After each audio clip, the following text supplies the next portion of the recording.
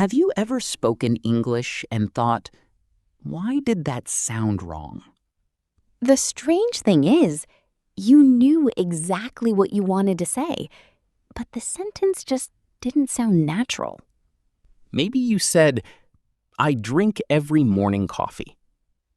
We understand you immediately, but in English, we say, I drink coffee every morning. Think of your words like a jigsaw puzzle. You already have all the pieces, but the pieces are in the wrong places. And that's what happens when we build English sentences translating from our first language. The message is clear in your mind, and you just need to get the order right. Here is another common example. I'll explain to you the problem. Again, we understand what the speaker means, but the puzzle pieces are not in the usual English order. In English, we usually say, I'll explain the problem to you. Small change, but it makes the sentence sound much more natural. And this is exactly what we're going to fix today. You'll learn key sentence patterns that will help you put your words in the right order and speak more naturally. Because sometimes your English is not missing words. You just need to put the pieces in the right place.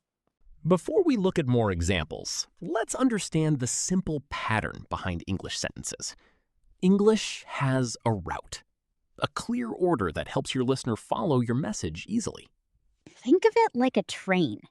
A train works because every part is in the right place. The driver leads the journey, the engine moves everything forward, and the carriages follow behind. English sentences work in the same way. Most English sentences start with three important parts. Who is doing something? What are they doing? And what is connected to that action? Let's look at an example. I drink coffee at home every morning. The first part is the driver. I. This is the subject, the person or thing doing the action. Next comes the engine. Drink. This is the verb, the action that moves the sentence forward. Then we add the main carriage. Coffee. This is the object, the thing connected to the action. After the main message is clear, we can add the passengers. At home. Every morning. Twice a day. These details tell us where, when, or how something happens. So the sentence train looks like this. Driver, engine, then carriage, and finally the passengers. This is known as subject, verb, object, then the extra details. Notice the journey. First, we introduce the person. Then we show the action. Then we add the extra information. The meaning arrives in a natural order. And this is where many learners get stuck. They have the right idea, they have the right words, but sometimes the passengers jump in front of the driver. Imagine a train where the passengers try to drive. The journey would become very confusing. That is what happens when extra information moves into the wrong place. The sentence becomes harder to follow. So remember, start with the foundation, the person, the action, the object. Then add the details. Once this pattern becomes automatic, speaking becomes much easier. You spend less time thinking, where does this word go? Where should I put this information? And now you know how to keep your English sentence train moving. So far, we've looked at the basic idea behind English word order. The sentence is like a journey. The words have their own place, and when they move around, the meaning can feel less natural. Right. And the interesting thing is, people can usually still understand you. The problem is not always the meaning. The problem is that the listener has to work harder to follow the sentence. That's exactly the issue. So let's look at the most common word order problems. And stay until the end, because we'll look at a B2 mistake that even confident learners still make. The first problem happens when extra information breaks the main sentence. This usually happens when you have more details to add, but you are not sure where they should go. For example, a learner might say, "My friend yesterday booked the tickets for us." Now, we understand it immediately. There is no confusion about the meaning. Right. We know the person, the action, and the result. But listen again. My friend yesterday booked the tickets for us. The word yesterday comes between the person and the action. And that makes the listener wait. They are still waiting for the main message. Who did something? What happened? A more natural way to say it is, my friend booked the tickets for us yesterday. Much smoother. The main message comes first, and the extra detail comes afterwards. Think of the journey. First, we give the main idea, who or what, the subject, then the action or state, then the receiver of the action. After that, we can add extra details. This simple order helps your listener follow your message easily. You're not just building a correct sentence, you're making your message easier to understand. Now let's look at descriptions. This is a small mistake, but it can immediately make your English sound less natural. Yes, especially when we put several descriptions together. The listener understands you, but the sentence can feel a little unusual. For example, someone might say, I bought a long, red, beautiful dress. I know exactly what they mean. It's a dress that is long, red, and beautiful. Exactly. The meaning is clear, but English has a usual order when we use several descriptions. We usually give our opinion first, then size, and then color. So instead of saying, I bought a long, red, beautiful dress, we would say, I bought a beautiful, long, red dress. That sounds much more natural. So remember this pattern. Opinion first, a beautiful dress, an interesting book, a difficult decision, a strange noise. It looks like a small detail, but it's these small details that make your English sound natural. Another common problem is with place and time. Sometimes extra details come too early, before the main message is finished. Zara, listen to this sentence. On Friday, we met in the cafe the manager. What do you think? I understand the meaning. I know what the person wants to say. Exactly. The message is clear. But something feels a little crowded. The extra information comes before the main idea. Right. A smoother sentence is, we met the manager in the cafe on a Friday. Ah, so we give the main information first. Exactly. Notice the pattern. Main information, then place, and then time. So we can ask ourselves 3 simple questions. Who? Did what? Where? When? Great. Find the important information first, then add the extra details afterwards. Here's a quick challenge for you. Can you improve this sentence? Yesterday at the office, I spoke to my manager. Pause the video.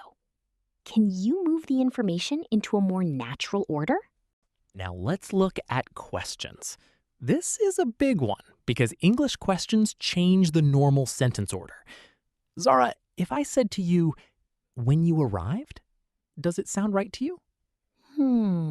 I understand it, but it doesn't sound quite right. True, you understand the meaning, but in a question, the order changes. The helping verb did comes before the subject.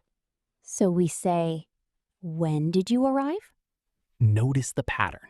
In a statement, we say, you arrived. But in a question, we add a helping verb. When did you arrive? Remember, the helping verb comes before the person or thing. That's right. Let's hear a few more. Do you work? Can you help me with the report? Are you ready? Has she finished the presentation? Now it's your turn. Make 5 questions using this pattern. Pause the video, say them out loud, and if you want, share them in the comments. Here's the bonus tip we promised. And this is a mistake that even confident B2 learners make. A learner might say, "What I can say?" No, the meaning is clear, but something about the word order does not sound natural. That's the tricky part. English has two different patterns. Direct questions follow one order, but questions inside sentences follow another. So let's look at the two rules. Rule 1. Direct questions use question word order. The helping verb comes before the subject. For example, what can I say? Where is the bank? But when the question becomes part of a longer sentence, the order changes. Right. The order does change, and this is where you need to be careful. Questions inside sentences use normal sentence order. The subject comes before the helping verb. For example, tell me what I can say. Do you know where the bank is? Here's the big tip. Identify the question. Ask yourself, what am I really asking? For example, where is the bank? Here, you are asking for the location directly. The whole sentence is the question. Now look at this. Do you know where the bank is? The real question is, do you know? Exactly. The words where the bank is are not a direct question. They are part of the sentence. So we say, do you know where the bank is? Not, do you know where is the bank? So remember, if you are asking directly, use question word order. If the question is part of a longer sentence, use normal word order. Right words. Right meaning. Now in the right order. Now it's your turn to speak and practice. You've seen the patterns. You've seen the mistakes. But the real test is this. Can you fix the sentence quickly when you are speaking? We are going to give you sentences where the words are not in the natural English order. This is your challenge. Pause the video, fix the sentence, then say the correct version out loud. Don't just think it. Train your brain to build the sentence automatically. Imagine you are telling a friend about your weekend. You say, on Saturday, I, with my friends, visited a new restaurant. Pause the video. Can you fix it? The answer is, I visited a new restaurant with my friends on Saturday. Notice the order. Who? What action? Then add the extra details. Now imagine you are describing a place you visited. You say, we stayed in a hotel beautiful, small, and comfortable near the beach. Take a moment. Can you fix the sentence? The answer is, we stayed in a beautiful, small, and comfortable hotel near the beach. Notice the pattern. First, we describe the thing. Then, we name the thing. Beautiful, small, and comfortable describe the hotel. Hotel is the noun. The adjectives come before the noun.